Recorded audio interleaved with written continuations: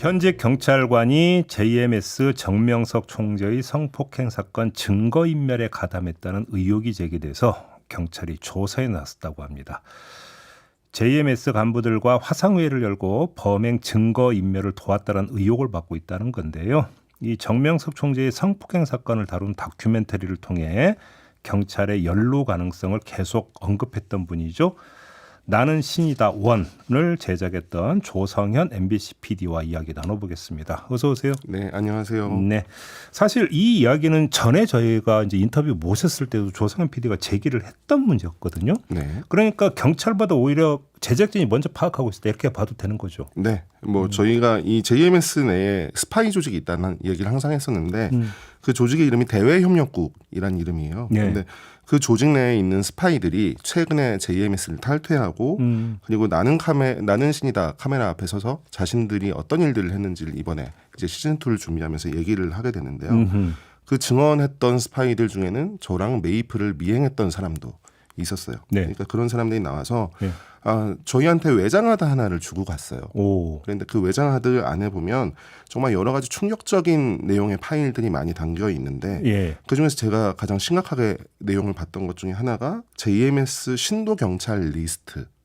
JMS 소속의 신도 경찰 리스트. 경찰 리스트가 경찰 리스트가 있었어요. 예, 리스트가 정리가 되어 있었고요. 그리고 그 사람들이 국민이 아닌 JMS를 보호하는 일들 의 내용들이 고스란히 적혀 있는 그런 파일들이 리스트에 오른 경찰이 한 몇 명쯤 됐어요? 20명이 넘는 인물들이었고요. 그리고 이번에 논란이 됐던 그 경찰은 리스트에 올라 있는 경찰들 중에 한 명일 뿐이고요. 그리고 저희가 이제 이번에 나는 신이다 팀이 취재와 동시에 징계 청구를 해서 경찰이 인지를 하게 된 상황입니다. 일단 그러면 뭐 구체적으로 제가 어디까지 여쭤봐야 될지 잘 모르겠는데 이번에 문제가 된 이 경찰은 계급이 어느 정도 되는 사람입니까? 제가 알고 있기로는 경감. 네. 그러면 지금 그 리스트에 한 20여 명의 경찰관들 그 위 계급인 경찰관들도 있었습니다. 그럼요. 경찰대를 졸업한. 그래요? 네. 그러면 그 사람 같은 경우는 이론상으로는 더 큰 영향력을 행사했을 가능성도 배제할 수 없는 거잖아요. 실제로 파일의 내용들을 보면 그 지금 얘기했던 경찰대 출신의 사람이 JMS의 특정 사건을 담당하게 된 경찰서장에게 사적인 청탁을 하는 편지를 쓴 내용들도 나오고요. 그래. 그럼 이거 커지겠는데요, 사건이? 저는 대한민국 경찰이 이 사건 이렇게 취재할 때마다 자기네들은 아무 일도 한 적 없다 회피하는 정도의 태도만 보고 있는데 이거는 대한민국의 경찰이 국가의 국민을 위해서가 아니고 사이비 교주를 수호하는 일이었다. 진짜로 이건 국기문란의 사태였다고 생각합니다. 이거 영화에서는 보는 장면 아닙니까? 저도 이 JMS 사건을 취재하면서 도대체 어디까지 우리나라가 얼마나 후진 나라인지를 확인해야 될지 이게 좀 마음이 힘드네요. 아무튼 그러면 이번에 이제 조사 대상에 올랐던 이 경찰관 어떤 짓을 어떻게까지 했다라는 겁니까?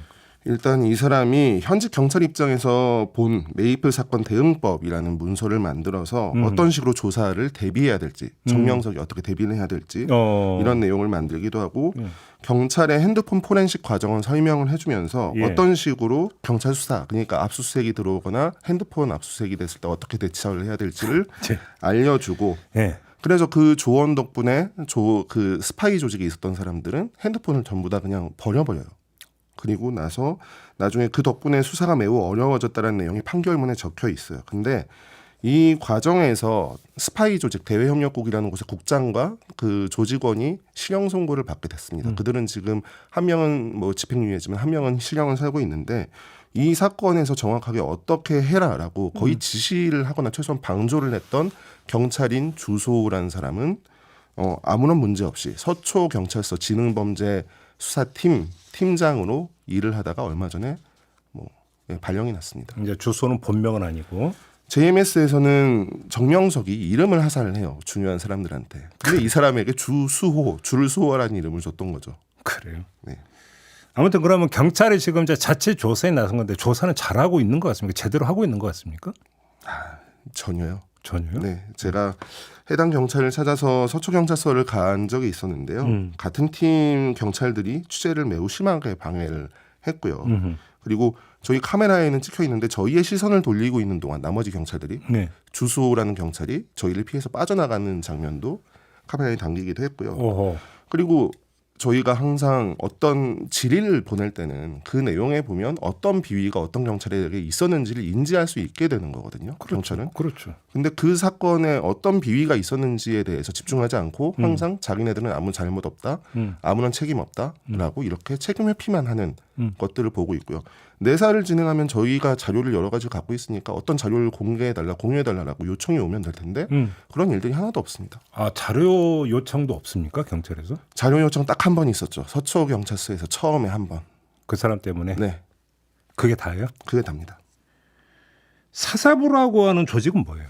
사서부라는 건 형사, 수사를 합쳐서 그것에서 변형된 말이 사사부라고들 얘기를 하더라고요. 그러니까 경찰인 사람들, JMS 신도인데 경찰인 사람들을 그럼 모아놓은 아까 얘기했던 그 리스트, 네, 그 리스트에 올라간 사람들의 조직을 사사부라고 부른다 이렇게 이해를 하면 되는 네, 겁니까? 그렇죠, 맞습니다. 그러면 경찰은 이 사사부에 대해서 전면적 조사에 나선 건 아니고 네, 주소라고 하는 그 경찰 네. 한 사람에 대해서만 조사하고 있는 겁니까? 네, 그렇습니다. 그리고 저희가 그 외에도 예. 그 고소인의 고소 내용이 유출되거나 이런 사건들도 있었는데 그런 건들을 유출한 것으로 매우 심히 의심되는 예. 경찰들에 대한 이야기들, 뭐 내사 요청도 하고 그랬으나 그런 것들에 대해서 전혀 들은 바가 없고 그냥 일방적인 경찰 자기 식구들 경찰들의 주장, 저는 JMS 신도 아닙니다라는 말만 믿고 있는 상태인 거죠. 좀 이해가 안 되는데요. 아니 그 사사부 그 리스트는 지금 경찰이 확보를 한 겁니까, 안 한 겁니까? 사사부 리스트는 저희만 가지고 있습니다. 혹시 그 좀 달라는 이런 요청도 없었습니까? 없었습니다. 아니 수사 의지가 없는 거네요, 그러니까. 네, 전 전혀 그 수사 의지를 발견한 적이 없고요. 그렇다. 그럼 이 지금 그 이 주소라고 하는 경찰에 대한 그럼 조사 결과는 언제쯤 나온다 이런 얘기도 없고요. 조사 결과에 대한 이야기도 저는 정말 좀 황당한데 서울경찰청에서 저희한테 이렇게 회신을 했어요. 감사 결과 뭐 인사 발령, 징계 발령이 난다고 하더라도 자기네들은 그 결과에 대해서 알려줄 의무가 없고 알려주지 않을 테니 언론사에는 정보 공개 청구를 해서 확인해 보도록 하라. 네. 예. 알겠습니다. 재판 얘기도 좀 한번 여쭤봐야 될 것 같은데 이제 그 정명석 이 사람이 1심에서 징역 23년형을 선고받았고 지금 항소심 진행 중이잖아요. 네. 근데 항소심 재판부가 피해자 음성이 담긴 녹취 파일에 대한 피고 측의 복사 신청을 허용했다. 네. 이런 소식이 있었거든요. 이게 네. 어떤 의미를 갖고 있는 겁니까? 일단 1심에서는 이미 현재 공개를 등산을 허락한 녹취 파일이 원본이라는 거를 원본과 동일하다는 판결은 했고요. 예. 그리고 이미 했던 대로 1심에서도 그렇게 했던 것처럼 이 파일이 매우 그 여성으로서 치명적인 내용들, 살이 부딪히는 소리, 신음소리 등등 이런 내용들이 들어있기 때문에 예, 성적인 착취가 벌어졌던 현장을 녹음한 것이기 때문에 예, 이 내용을 복사해서 공개를 할 경우에는 복사 등사를 허락할 경우에는 이 피해자가 너무 심각한 인격의 침해를 당할 수 있다라는 주장이고 사실이거든요. 아니 100번 양보해서 피고 측에도 사법작품과 대응, 방어의 어떤 기회는 줘야 된다고 인정을 한다더라도 그런 것까지 제공해 줄 이유는 없는 거잖아요. 그렇죠. 1심에서는 그래서 그 파일을 전부 다 그냥 원고와 피고 측이 다 같이 있는 자리에서 그거를 틀어놨어요. 틀어주는 정도까지의 역할은 할 수 있다고 봅니다. 그런데 이것을 그냥 피고 측, 그러니까 원고 측, 저 AMS 측에다가 이것을 넘기게 될 경우 어떤 일이 벌어지느냐. 그 지난번에 2차 가해가 어떤 식으로 벌어졌냐면요. 그 1심에서 고소를 했던 여성 중에 한 명은 인터넷에 유튜브를 통해서 본인의 얼굴이 아니라 그냥 공개가 돼버렸어요. 원치 않았던 사람이. 그리고 메이플의 경우에는 본인이 스스로 얼굴을 공개를 하긴 했지만 본인의 일기장이 이제 마치 공공재처럼 사방을 돌아다니고 있습니다. 그거 누가 했냐. JMS 신도들이 그거 PDF 파일 만들어서 돌린 거거든요. 예. 이런 일들이 벌어졌는데 그리고 지금도 아직까지도 순진하게 저희 재판부는 이것을 그냥 한 사람에게만 복사를 허락하겠다. 그리고 그게 파일이 유출이 되면 그 사람에게 책임을 묻겠다는데 5년 이상 형을 받고 테러를 저질러서도 정명석 주님을 위해서라면 그런 일들을 불사했던 사람들이 고작 그 등사 하나 해주는 거가 두려워서 안 할까요? 정말로 유출되면 그거는 심각한 2차 가해로 연결이 될 수 있는 거잖아요. 네, 그렇죠. 재판부 지금 메이플이라는 친구가 2년 동안 2차 가해, 해고 등등 정말 어려운 것들 다 견디면서 싸워가고 있는데 대한민국 사법부가 하는 것은 그녀가 어디까지 더 당했는지를 보여주고 공개하겠다는 내용인 거죠. 저는 이것 때문에 메이플이 지금 현재 고소를 멈추고 그냥 소를 취하하고 싶다라는 의견을 밝혔고요. 아하. 근데 그렇게 될 경우에는 재판부의 이번 그 등사 허가는 그냥 등사 허가가 아니고 무죄 판결에 다름없다고 생각합니다. 아무튼 그러면 지켜보시는 입장에서 경찰이나 재판부나 이런 쪽에 지금 처사가 정말로 어떤 심각한 문제의식을 갖고 좀 지켜보시는 거네요. 네, 저는 솔직히 대한민국에 미래가 없나라는 생각을 이 프로그램을 진행하면서 더더욱 많이 하게 되고 있습니다. 이른바 양식이란 것조차가 없다. 네, 정상적인 나라가 아니구나. 이런 얘기를 할 수밖에 없는 게 저도 참 안타까운데요. 저희 자식들이 이렇게 흘러가고 있는 나라에 국민으로 살아가게 될 것이 되게 마음이 아픕니다. 나는 신이다 2는 언제 지금 공개되는 겁니까? 내년에 공개가 될 예정입니다. 내년 초에? 네. 그럼 아까 얘기했던 그 지금 뭐 사사부라고는 어떤 조직의 어떤 그 리스트에 올라갔던 현직 경찰이나 이런 내용들도 전부 다 그 내용에 포함이 되는 거고요. 네, 뭐 이 관련됐던 검사나 예. 뭐 이런 사람들과 관련된 내용들이 전부 다 들어가게 됐고. 사사부는 말 그대로 경찰관에 국한된 거잖아요. 네. 근데 저번에도 인터뷰에서 말씀드린 경찰 말고 검사나 이런 사람들도 또 있지 않습니까? 그럼요. 도대체 그러면 네. 우리나라에서 힘께나 쓴다는 사람들이 도대체 어느 정도나 지금 연루되어 있는 겁니까? 로지체가?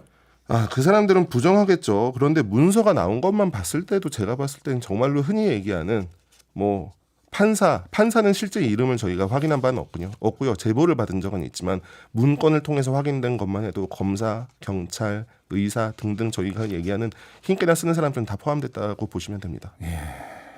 알겠습니다. 임상현 님이 나는 신이다 2탄은 언제 나오나요? 라고 질문 주셨는데 내년 초에 나온다고 하셨는데 좀 당겨질 여지는 없습니까? 예, 그게 취재 내용이나 뭐 후반 작업까지 생각하면 알겠습니다. 네. 기다린 분들이 좀 많은 것 같습니다. 네, 오늘 인터뷰는 이렇게 좀 마무리할게요. 고맙습니다. 네, 감사합니다. MBC 조성현 PD와 함께했습니다.